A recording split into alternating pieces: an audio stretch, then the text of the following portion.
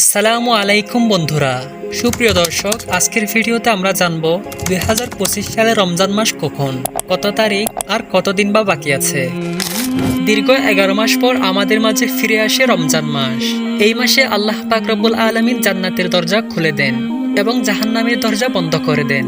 এই মাস রহমত, মাগফিরাত ও নাজাতের মাস। মুসলমানদের কাছে এই মাসের গুরুত্ব ও তাৎপর্য অত্যাধিক। চলুন জেনে নিই 2025 সালে রমজান মাস কখন ও কত তারিখ। 2025 সালে রমজান মাস শুরু হবে 1 মার্চ রোজ জুমাবার।